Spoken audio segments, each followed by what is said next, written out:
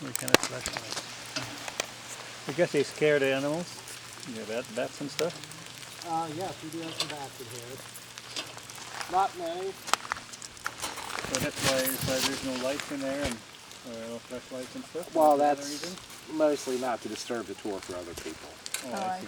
Right. It gets distracting. Yeah, you got people flashing their lights all around and everything. Okay, just meet me at the bottom of the steps. I'll have to unlock the door. Okay. Okay, could we go first? Oh, yeah, go ahead. We have to all this stuff back.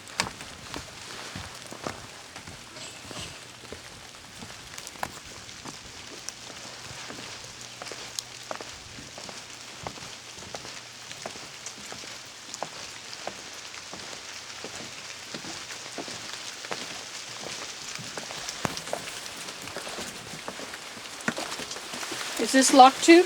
Yeah, we gotta wait out of the way. Did you build this wall here to close it up? Not me personally, but it was done. How long have you owned the cavern? Well, I've been a general manager here for several years. It's actually owned by a company that owns a lot of the land around here.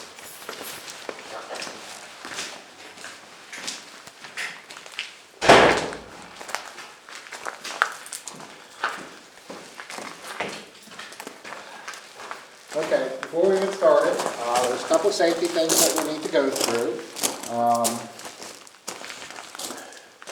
We do have some bats in the cave, and they are protected by U.S. Fish and Wildlife, and as a matter of fact, you'll just walk under a couple of them. The biggest thing about bats is that they are probably more scared of you than you are of them, and if you don't touch them, they will not bother you. You do have to be careful when we walk through here. There are several steep spots. You're going to have to watch your, I didn't quite realize you had those on. Be careful of some of the gravel, please. Okay, sure. And you have to watch your head. There are several spots with some really sharp rocks where you need to duck. The tour begins out here at the entrance of the cave. Originally, the first settler in this area was a man named Laban here. He found the cave in 1742. The reason he was looking for it, or even came in here, was he was looking for water. There was a recorded drought back then. His original path was through this opening here and down this shaft. As we travel further along, I'll explain sections of the route and how it affected his journey through the cave. So where that gravel is, was Yeah. that the way he walked? Or Yes, you mean that was- over this way? Straight down there, that was filled in. I see, It okay. was a big pit down. It was, when the cave was first opened in 1928 for lantern tours, it was closed in. They didn't electrify the cave until 1930. Sure makes a difference when you got electricity. We have another cave with no lights in it. We do tours there also, but that was pretty expensive. This formation is called a Dutch bake oven. It actually does resemble some of the older wood ovens. This is composed entirely of flowstone, and you can see the top, the different layers in here. At one point, this came all the way over and connected to the bottom part of the wall, and actually closed off this entire area behind us, which is why he went down that shaft when he first found the cave. I see. This was actually cut away for the commercialization of the cave. When we go down below, we will actually end up walking under this entire thing. Oh, wow. My husband always wanted to live in a cave. Oh, Wow, look at that. oh I don't know wanted to, but you know, that was a neat idea. There are some drawbacks to living in a cave, I can tell you that right now. Well, yeah, obviously. He just thinks it's neat.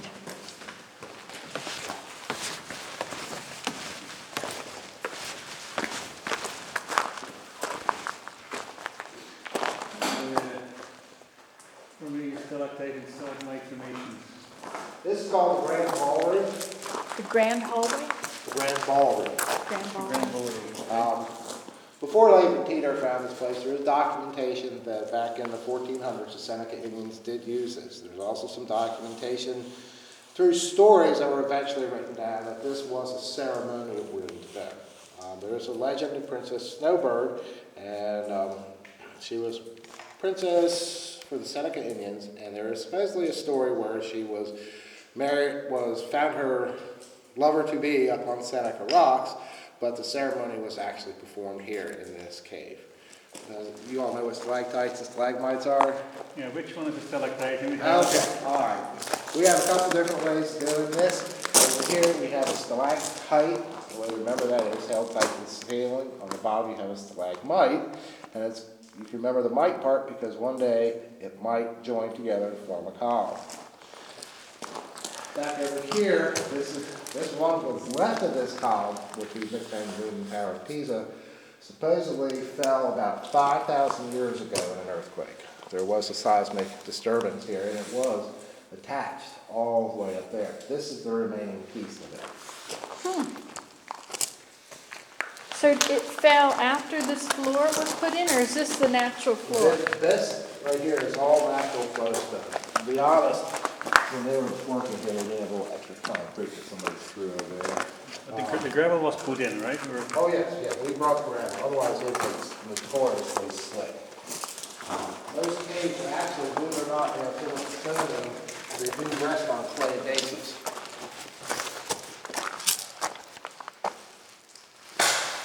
Boy, this reminds me of where Merlin goes to call the dragon, talk to the dragon. Over here we have our balcony. This is actually a very interesting area. You don't see this too often. What happened is this entire section right there and all the way back up is flowstone. And it rested on other stone. At one point, the entire ceiling gave way and just left the entire flowstone shelf. And then all the stalactites started to form. Down at the bottom, the reason why we have no stalagmites is that this was a pool room. So everything just dripped into the water and didn't do anything. This is the top of Candy Mountain over here. We do have a couple little main formations here. We have our bald eagle, have our Capitol Dome, and we have Jaws over there in the corner. And if you'll notice the top and all the stalagmites coming down, and you'll see this repeated throughout the cave, these all come in through fault lines. This is how we get the deposits inside the cave, a drop at a time. And this is what makes all the formations. So does it then kind of rain in the cave sometimes through those cracks or no? Not rain per se, it can get wet. We had a lot of snow this year, a lot of ground saturation.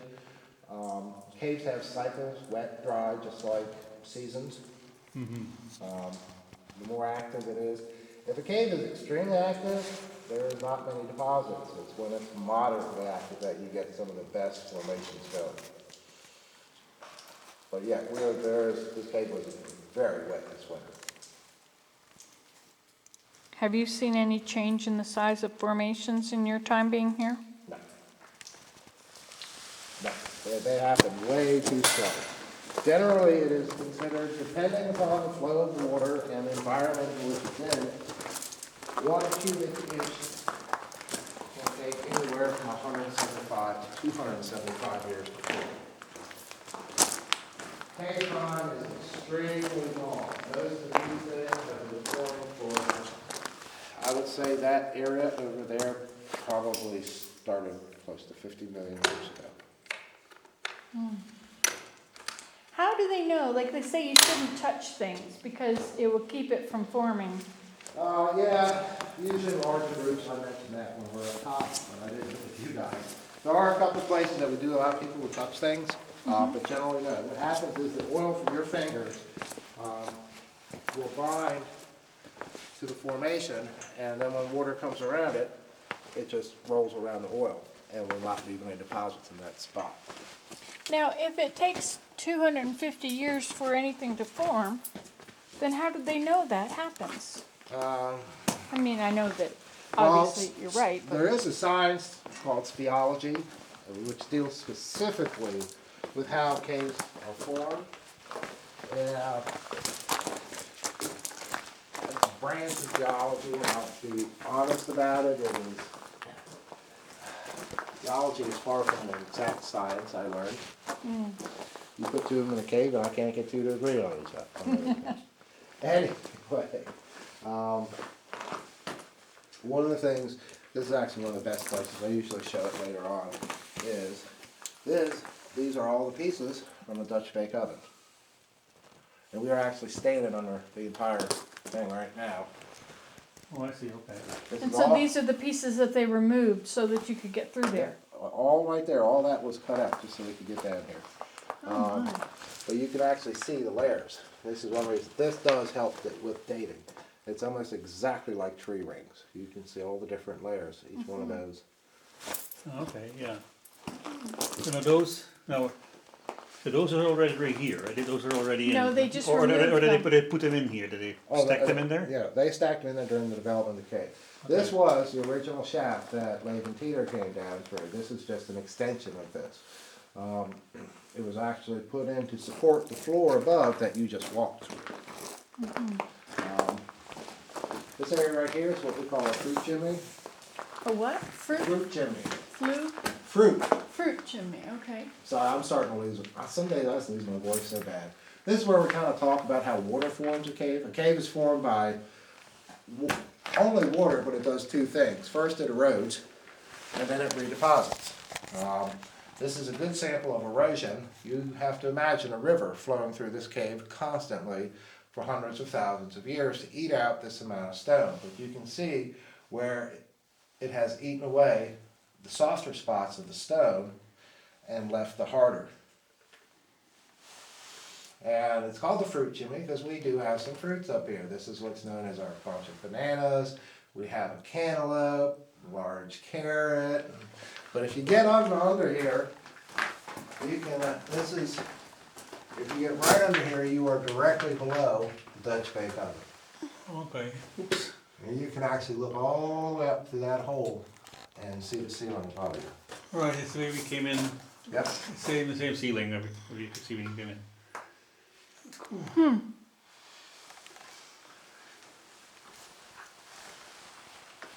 It's a comfortable temperature here, you know.